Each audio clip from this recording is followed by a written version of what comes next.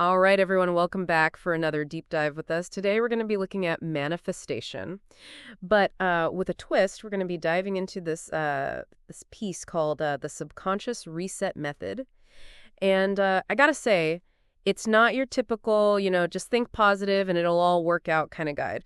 This one gets into, how our subconscious mind could actually be kind of working against us. It really throws those typical manifestation tropes out the window. But what really caught my eye was this whole idea that it's not just about like setting intentions. We have to get our subconscious on the board too, right? Have you ever run into that? You know that feeling like you're trying to get something, but it's like there's something holding you back. Yeah, it's a really interesting concept. And while the source material, um, uses some pretty out there language, it does get at something that is, very real. Psychologically speaking, all our um, subconscious beliefs, our past experiences, it all really does affect how we see the world. And because of that, how we act. Yeah, and this PI actually uses a really powerful example to kind of get that point across. The author talks about their own mother, who was like super diligent with her manifestation practices, affirmations, visualizations, the whole nine yards. But even with all that, she just couldn't seem to manifest her dreams. Makes you wonder, like, what was going on under the surface, right? Right, and that's exactly what this subconscious reset method tries to address. It basically says that, just trying to layer positive thoughts on top of like deep-seated, negative beliefs. It's not enough. It's kind of like, trying to build a house on a foundation that's full of cracks. So how does this method actually say we should, deal with those subconscious cracks? Well, I think the first step is, awareness. The source material talks about how a lot of us are kind of walking around with these subconscious stories playing on repeat, right? Often, stemming from childhood experiences or past traumas. These stories can be really subtle, but they still really shape our ideas of what we can actually achieve. Okay, so let's say we become aware of those subconscious stories. Then what? How do we actually change them? Well, that's where the whole reset comes in. And it's not about, ignoring those negative thoughts or pretending they're not there. The method actually says you should acknowledge them, like sit with them for a minute, and then make a conscious choice to shift your attention. That makes sense, I guess. It's kind of like acknowledging the elephant in the room before trying to get it to, focus on something else. But how do you reset your attention? Is that where that 5-minute exercise comes in? Exactly. That's the core of the method. And it's surprisingly simple, though not necessarily easy. Basically, you spend 5 minutes totally immersed in the feeling of your desired outcome. Visualize it, feel it, like it is already happening. I can already tell this would be hard. Our minds tend to wander, and those doubts are bound to pop up, right? Oh, absolutely. And here's the thing. Every time a doubt or negative thought comes up, you got to start those 5 minutes over. The author actually says you might have to reset 1,000 times. 1,000 times. Whoa. Sounds like it takes a lot of persistence. It does. It does. But the idea is that by constantly redirecting your attention back to what you want, you're basically retraining your mind to focus on that instead of what you fear. I'm starting to see how this ties into that whole idea of subconscious reprogramming. But how does just shifting your attention for 5 minutes actually change those, deep-seated beliefs? Well, that's where it gets really interesting. The source material talks about how our subconscious minds are really suggestible, especially when we're relaxed and open to new ideas. And so by, repeatedly immersing ourselves in the feeling of what we want, we're basically planting new seeds in our subconscious. So it's not just thinking positive thoughts, it's about feeling the emotions that come with those thoughts. Exactly. The source material really stresses that emotions are how the subconscious understands things. And by choosing to feel, joy, gratitude, excitement about what we want, we're sending a really powerful message to our subconscious. This is starting to feel less like magic and more like actually rewiring our brains. But is this 5-minute visualization thing the only technique? Or is there more to this reset process? Oh, there's definitely more to it than that. That's just the beginning, really. So there's more to it than just that 5-minute exercise, huh? What else does this method say we should do to get our subconscious working with us, not against us? Well, one of the big things the source material talks about is identifying and reframing those limiting beliefs, those deep-seated thoughts that kind of keep us playing small. Ah, those pesky limiting beliefs. I think we all have a few of those hiding out somewhere, but how do we even, like, find them, let alone change them? Well, the source material has some really practical exercises for that. Like one technique it suggests is journaling, asking yourself specific questions to try and get to the root of those beliefs. So, for example, let's say your limiting belief is, I'm not good enough. You might ask yourself, like, okay, where did I learn that? Or what experiences have made me believe that? Yeah, that's interesting. By understanding where those beliefs come from, it's got to be easier to start, questioning them. Exactly. And once you've identified those limiting beliefs, the next step is to consciously reframe them, come up with something more empowering. So instead of, I'm not good enough, you might say, I am capable and worthy, or something like that. It sounds pretty simple, but I can see how, repeating those new affirmations could actually start to shift those subconscious patterns given enough time. Yeah, the source material really stresses that repetition and consistency are key. It's not enough to just reframe the belief once and expect it to like magically vanish. You have to actively choose to believe that new story, back it up with experiences. So it's like swapping out an old record for a new one. You might have to play that new one over and over before that old tune finally fades away for good. But is there anything beyond affirmations and visualizations that can help with this reset? There is. The source material also talks about using your imagination to actually create new experiences in your mind, kind of like a mental rehearsal. So instead of just picturing the end result, you're actually creating a whole scene, like a movie, of yourself taking action and getting there. Right. And the interesting thing is our brains don't always know the difference between what's real and what's imagined.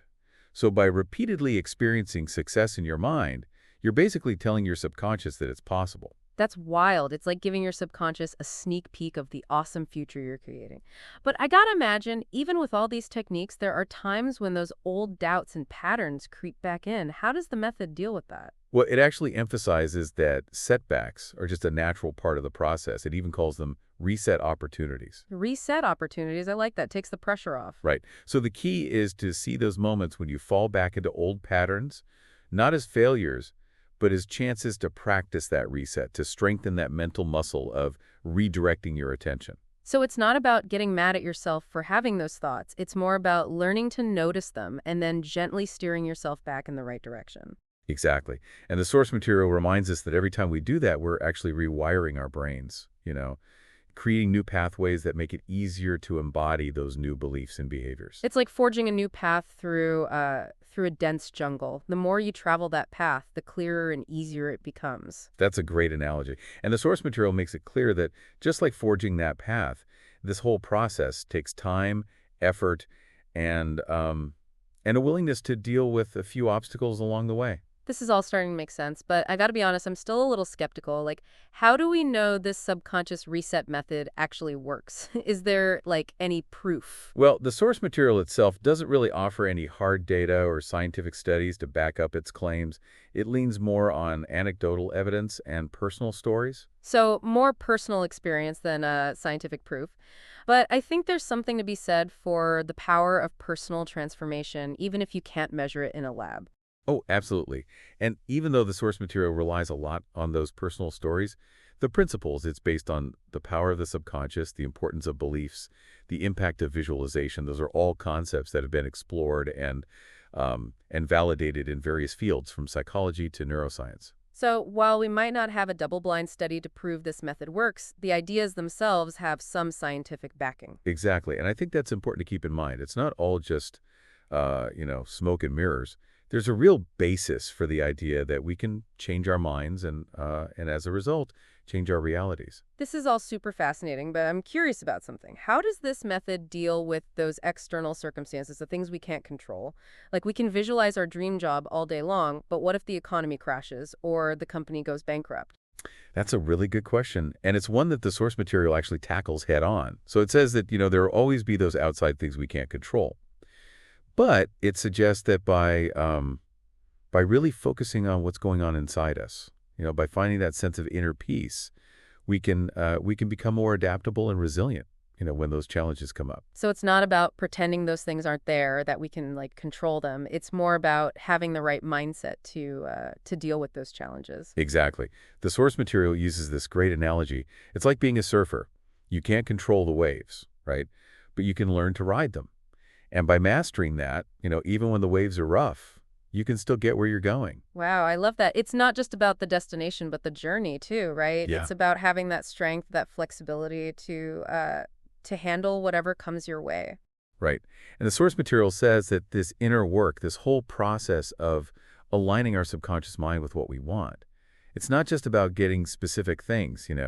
It's about becoming the best versions of ourselves. This deep dive has really changed how I think about manifestation. It's not about manipulating the universe or anything like that. It's about understanding how powerful our minds are and learning to work with our subconscious to create a life that feels, truly fulfilling. I'm glad to hear that. And I think that's one of the most important things to take away from this. It's not about some quick fix or magic solution. It's about a deep and ongoing journey of self-discovery and growth. This has been a really eye-opening conversation. And, even if this subconscious reset method doesn't magically give us everything we want, I still think there's something really powerful about taking control of our subconscious minds and the stories we tell ourselves. Definitely. It's a good reminder that we're not just passive bystanders in our own lives. We have the power to shape our reality. Absolutely. So before we wrap up, I want to go back to something you mentioned earlier. The source material, it doesn't rely on scientific evidence. It's more about personal stories and experiences. Does that make it less valuable, do you think? That's a good question. And it's something to think about, for sure. Having scientific proof can definitely make an idea seem more credible, but I think there's also a lot of value in those personal stories, those experiences of real transformation. Sometimes those stories can be even more powerful than any data. That makes sense. In the end, we all want to improve our lives, right? To feel more fulfilled. And if someone finds something that works for them, even if there's no scientific study to back it up, their story can still teach us something. I agree. And while it's always smart to be, a little cautious with any self-help method, I also think it's important to be open to the idea that there are many different paths to truth and personal growth. Well said. So, if any of this has piqued your interest, if you're curious about exploring your subconscious and maybe rewriting your own story, I definitely recommend checking out the subconscious reset method. And remember, everyone's journey is different. What works for one person might not work for another. The important thing is to find what resonates with you, what feels right for you. So, to wrap things up, I want to leave you with one final thought. If your subconscious mind is writing your life story, what kind of story is it telling right now? And are you ready to pick up the pen and write a new chapter? That's all for today's deep dive. Until next time, keep exploring, keep questioning, and keep diving deep.